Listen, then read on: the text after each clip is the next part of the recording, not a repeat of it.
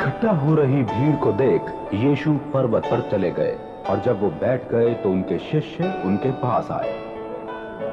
यीशु ने उन्हें शिक्षा देना प्रारंभ किया। धन्य हैं वे जो दीन आत्मा के हैं, क्योंकि स्वर्ग राज्य उन्हीं का है। धन्य हैं वे जो शोक करते हैं, क्योंकि उन्हें शांति दी जाएगी। धन्य हैं वे जो नम्र हैं, क्योंकि पृथ्वी उन्हीं की होगी। धन्य हैं वे जो धर्म के भूखे और प्यासे हैं, क्योंकि उन्हें तृप्त किया जाएगा। धन्य हैं वे जो कृपालु हैं, क्योंकि उन पर कृपा की जाएगी। धन्य हैं वे जिनके हृदय शुद्ध हैं, क्योंकि वे परमेश्वर को देखेंगे। धन्य हैं वे जो शांति कराने वाले हैं, क्योंकि वे परमेश्वर की संतान कहलाएंगे। धन्य हैं वे जो धर्म के कारण सताए गए हैं, क्योंकि स्वर्ग राज्य उन्हीं का है।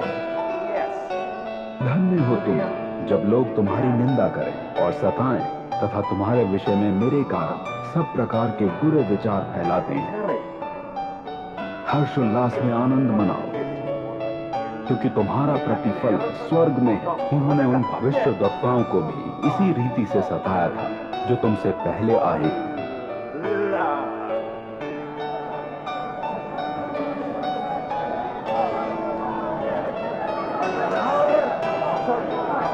तुम पृथ्वी के नमक हो, किंतु यदि नमक नमकीन ना रहे तो उसके खारेपन को दोबारा कैसे लौटाया जा सकेगा? तब तो वो किसी भी उपयोग का नहीं, सिवाय इसके कि उसे बाहर फेंक दिया जाए और लोग उसे रौंदते हुए निकल जाए। तुम संसार के लिए ज्योति हो। पहाड़ी पर स्थित नगर को छिपाया नहीं जा सकता। कोई भी जलते हुए दीप को किसी बर्तन से ढांक कर नहीं रखता।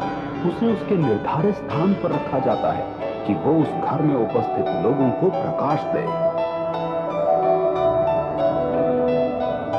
लोगों के सामने अपना प्रकाश इस रीति से प्रकाशित होने दो कि वे तुम्हारे भले कामों को देख सके तथा तुम्हारे पिता की जो स्वर्ग में है स्तुति करें। अपने मन से ये विचार निकालो कि मेरे आने का उद्देश्य व्यवस्था और भविष्यद्वक्ताओं के लेखों को व्यर्थ साबित करना है। उन्हें पूरा करना ही मेरा उद्देश्य है। मैं तुम पर एक सच प्रकट कर रहा हूं। जब तक आकाश और पृथ्वी अस्तित्व में है, पवित्र शास्त्र का एक भी बिंदु या मात्रा गुम न होगी, जब तक सब कुछ नष्ट न हो जाए।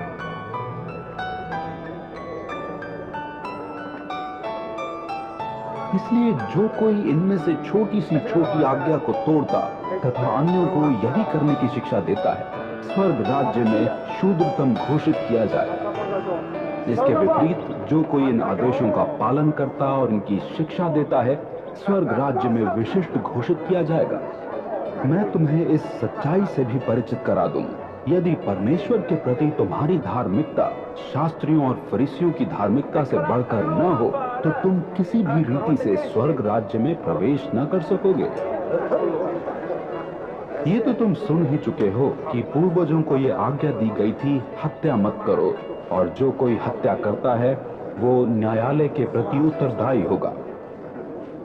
किंतु मेरा तुमसे कहना है कि हर एक जो अपने भाई से रुष्ट है वो न्यायालय के सामने दोषी होगा, और जो कोई अपने भाई से कहे अरे निकम्मे, वो सर्वोच्च न्यायालय के प्रति अपराध का दोषी होगा, तथा वो जो कहे अरे मूर्ख, वो तो नरक की आग के योग्य दोषी होगा। इसलिए यदि तुम वेदी पर अपनी भेंट चढ़ाने जा रहे हो और वहां तुम्हें ये याद आए कि तुम्हारे भाई के मन में तुम्हारे प्रति वैमनस्य है, अपनी भेंट वेदी के पास ही छोड़ दो और जाकर सबसे पहले अपने भाई से मेल मिलाप करो और तब लौटकर अपनी भेंट चढ़ाओ। न्यायालय जाते हुए मार्ग में ही अपने दुश्मन से मित्रता का संबंध फिर से बना लो, कि तुम्हारा दुश्मन तुम्हें न्यायाधीश के हाथ में न सौंपे और न्यायाधीश अधिकारी के, और तुम्हें बंदी गृह में डाला जाए। मैं तुम्हें सच से परिचित कराना चाहता हूँ कि जब तक तुम एक एक पैसा लौटा न दो, बंदी गृह से छूट न पाओगे।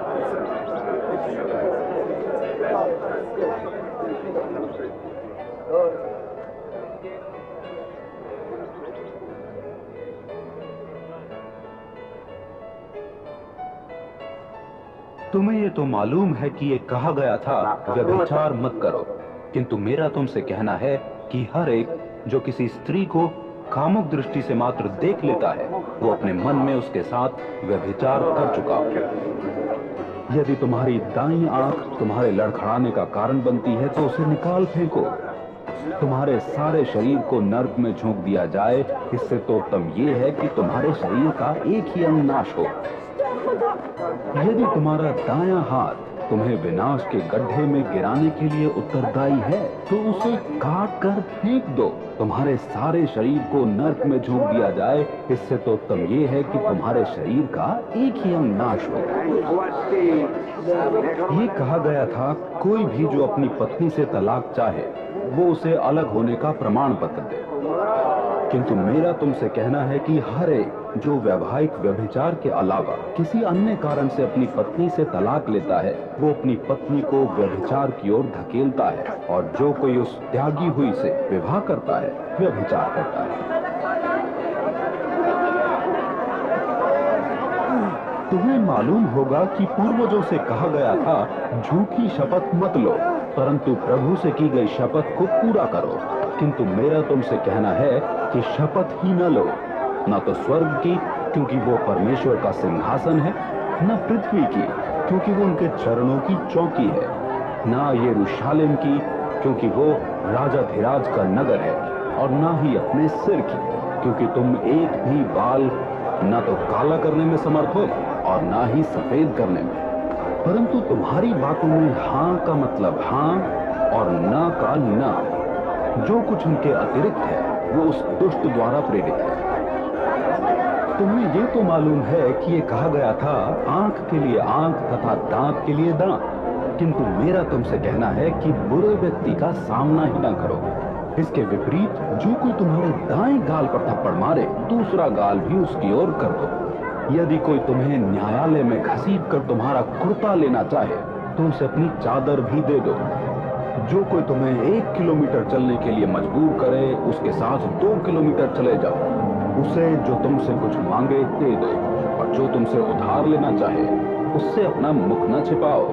तुम्हें ये तो मालूम है कि ये कहा गया था अपने पड़ोसी से प्रेम करो और अपने शत्रु से घृणा, किंतु मेरा तुमसे कहना है कि अपने शत्रुओं से प्रेम करो और अपने सताने वालों के लिए प्रार्थना कि तुम अपने स्वर्गीय पिता की संतान हो जाओ, क्योंकि वो बुरे और भले दोनों ही पर सूर्योदय करते हैं। इसी प्रकार वो धर्मी तथा अधर्मी दोनों ही पर वर्षा होने देते हैं। यदि तुम प्रेम मात्र उन्हीं से करते हो जो तुमसे प्रेम करते हैं तो तुम किस प्रतिफल के अधिकारी हो? क्या चुंगी लेने वाले भी यही नहीं करते?